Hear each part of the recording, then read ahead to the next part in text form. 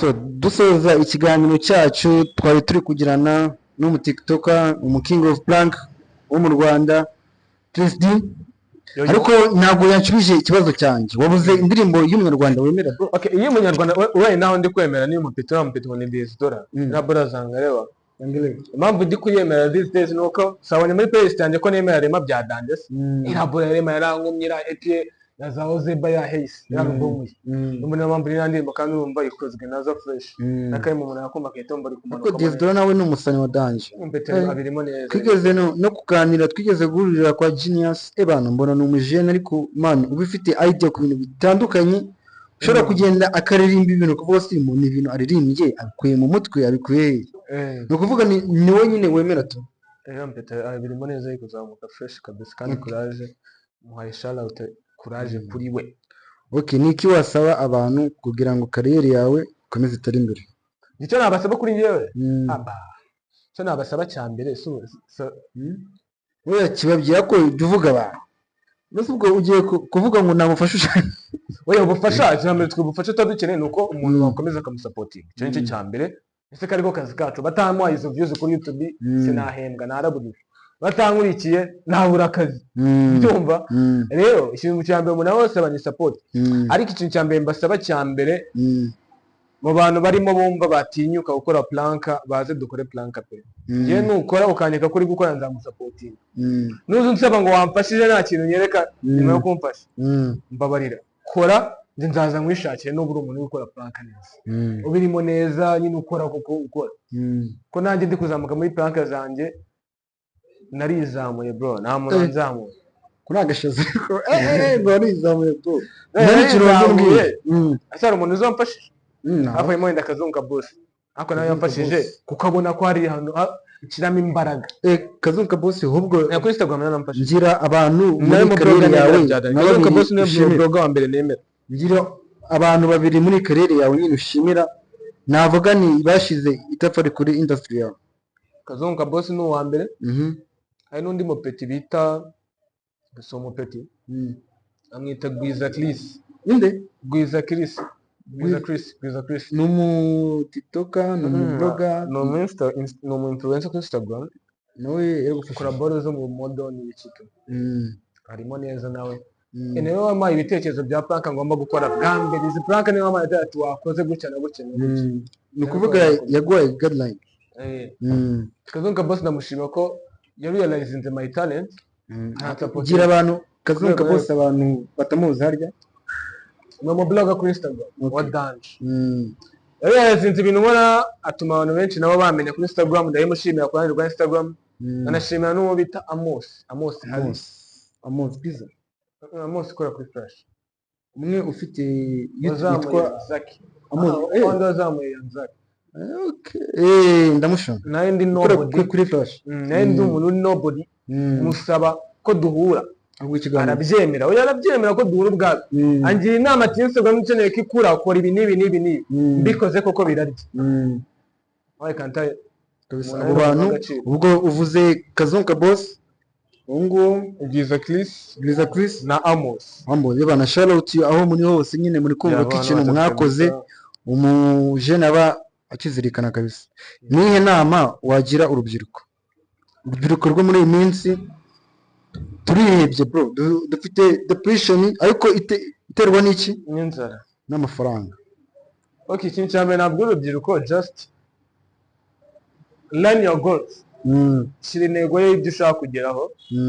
and then ukore cyane ubigereho kandi focus nimvuga focus wibagirwe izo pull ups wibagirwe izo nkumi wibagirwe iki focus nyine ku ifaranga do whatever ese uramwe ngo ufite ishaza ubona n'ibihumbi 20 ukabijyana gusinda cya 10 amungana ukanaba abarabuye nanjye ndimo igihe bigira gutya ngumva biranze nawe ufite depression y'amafaranga kanjye nangira nanjye ako ngewe ndayifite ubwo nawe ari insazi ukeneye focus nyine ariko kugira depression y'amafaranga ntabwo bisobanuye kuryama kwicisha inzoga kwicisha ibitabi nyine iyo ufite depression y'amafaranga ubwo bigutera imbaraga zo kuvuga ni kanashaka depression y'amafaranga mpamvu ngiye nabyene sibyo cause njye mbona yuko amafaranga washatse gukira wakira ariko gukira bigendana n'ingeso zawe sibyo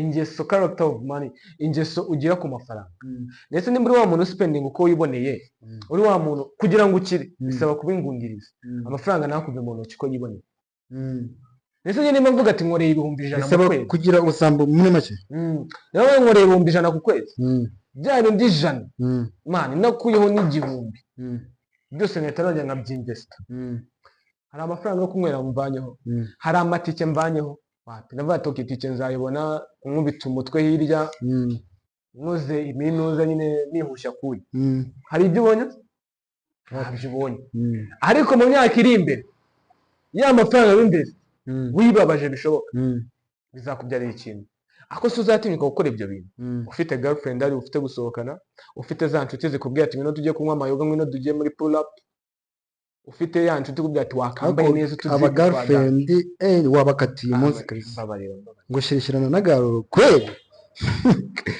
ni ikindi dusoza ikiganiro cyacu twari turi kumwe n'umusitari wacu Christine nuko twabibatanganyije ko tuzajya tuganiriza abasitari batandukanye muri kariyeri zabo ebana mutwitege tugiye gusoza duplankinga umwe mu basana mfite nimero zabo wagwana ihangane natubabare yifate gusa twebwe twikoreye ngiye kwigira umuntu w'umunyacyubahiro w'umupolisi wa danje wiciyemo shira kuri allo umeze mute sawa turavugana na Shema Jibril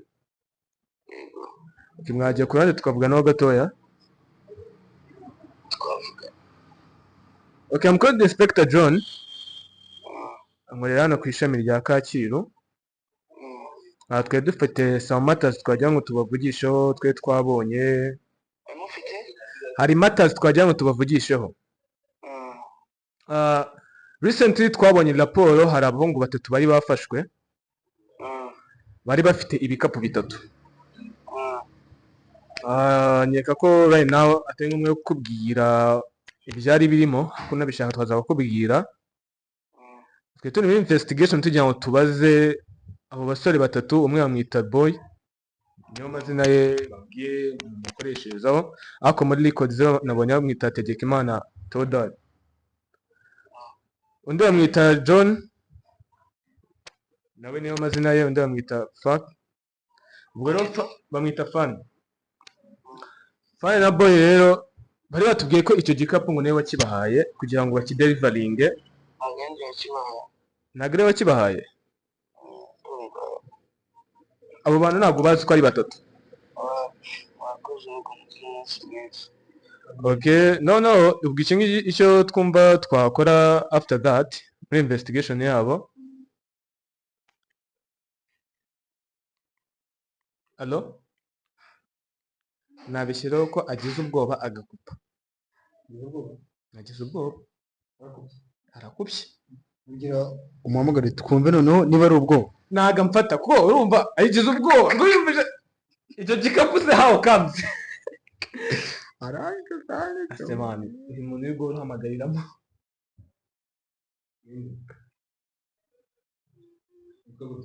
hirwa ni 155 kamuzagata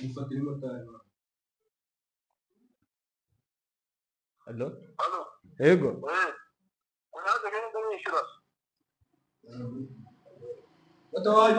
umbishije ubwoba agize ngo ntabwo yari yakibahaye ngo murakoze nese bari guhamagara amajya ngo urabyumva ntabwo abyumva allo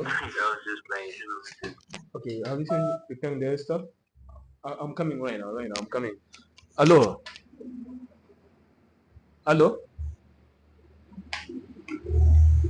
yarahamagaye no mpamagaye ni nomero yarwa na 203 ayisayikura washyizeho kamera siraho allo Shemi kuki why did you hang up telefone yanjye n'uburenganzira bwanjye. telefone yawe ni uburenganzira bwawe after not hearing ibyo tukubwiye neka ko Nta kintu bitari na kimwe ndi kumva muri kumbwira na kimwe. okay nta kibazo byaba byiza uramutse twitabye hano kuri RIB kacyo cyo twazi ko kwifatira nimba nta kintu bikeka ariko that matter ntabwo ari nziza sibyo no discipline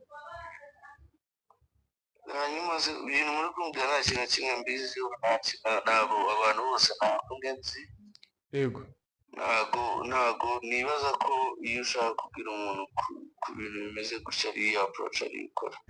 ariko nabikubwiye it's just an investigation ntabwo kuza tugaparika imodoka imbere yawe byaba ari ibintu biri mata ntabwo ari nako dukora our affairs ntawe urabizi tuguhamagara tukavuga uko bimeze. That's why nk'uko umuntu tukubaha natwe ugomba kuvuga ko natubaha akazi kayo n'ibyo muba murimo. yego scam ni ibintu bihoraho, ni ibintu bibaho buri muntu wese. Noneho twebwe abantu bose baraguhamagara kuri ibyo. Umwana babahamagaye n'umunsi ariko ibintu nk'ibyo ngibyo wese ambwira ibyo ashaka. Kuko urumva nabibwirwa n'iki ko biri legit ari umuntu uri kumbwira ibintu bya yabyo. yego na proof mfite ngira ko yego bamaze kumbwira abantu ntabwo mbazi igikapu sinzi ibyari birimo. ntabwo nyine urumva mfite impamvu zo kuba nabihatunga kuri. okay ariko we understand that ariko iyo ukeneye for example ukeneye kuba wavuga ati se niye ushaka kutwereka ibyo ni ibintu bisanzwe just tell us ntabwo ndi kuba Sinzi kumva n'ikingiki. None nabwiye ngo nta benshi babahamagaye. yego Ntabwo umuntu wese namwaka proof. yego okay let's make things byoroshye. watugeraho kuwa kane biza byasaba ko ari mwe mungeraho kabisa kuko ntabwo njye namenya niba kuko ibintu muri kumbwira ari iby'ukuri. Ntabwo namenya niba kuko umwanya wanjye kuko niba kuko ari RIB sibyo. yego ntabwo yayoberwa ahantu ibyo ntabwo mwayoberwa kabisa.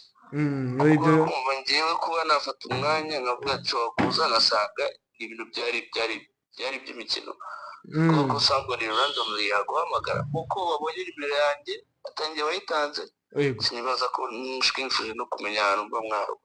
oya kuba twaza kugufata aho uri ntacyo bitwaye ibyo ni ibintu ntacyo bitwaye ariko it's just a matter hari abantu badakunda kuko tubatwaye in terms of investigation ugasanga mu gihe turi kubabaza ntacyo niba kuko investigation yari. yego nizeye ko ntacyo wishinja by the way ntacyo wishinja na kimwe kuko cause those packages bari bapanzemo Nicoline kandi Nicoline abizi ni ibiyobyabwenge hano tutemera mu Rwanda sibyo. iyo that case nizere ko uri umwana muto kuko ntabwo nakifuza kukubona muri iyo case. ni byiza ko tuba tubikubwiye kuko any case ushobora gusanga duparitse aho ngaho right there ntuzabigire ikibazo. just we be remember yuko ibyo bintu butabirimo ufite proof zigaragara kandi nizere ko nanjye byaba binunguye. I can believe like you can be in those things byaba bitunguranye. we cyambere ni ukuba ufite defendant kandi ugahagarara ku bintu byawe kandi ikindi nta muntu wemereye kugira ibyo ubwira uwo ari we wese ku bijyanye n'iyo case n'umuntu wayikubazaho. nta muntu wemereye kugira icyo uvuga kuko icyo ushobora kuvuga gishobora kuba cyatuma kikujyana mu nkiko cyangwa iki. we just keep quiet n'umuntu uraza kumva uguhamagara kuri iyo case. ariko mfite abantu bandi babipresentinga kumva bagomba kubimenya. okay niba ari case yanifetinga gutyo kugira ngo nabwira kuko I have people who represent me legally. of course aho ngaho ni igihe twaba twagize in terms wenda y'amategeko. icyo ndi kuvuga anyone else ushobora kuguhamagara akubaza kuri iyo case nta wundi muntu uraguhamagara kuri iyo case atari twebwe sibyo. don't give out any information.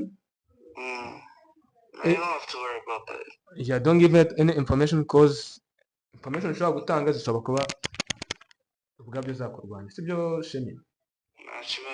okay turaza gukomeza tugukeep on uburyo byifashe uko investigation iri kuba kandi we really appreciate your collaboration. Thank you. mubwire ko ari prank. Are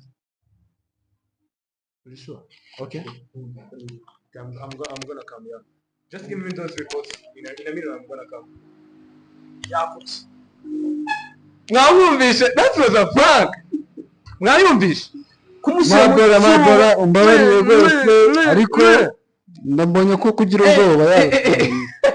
Bana wisana out twe twakoreye prank shemi. Wisana out kabisa.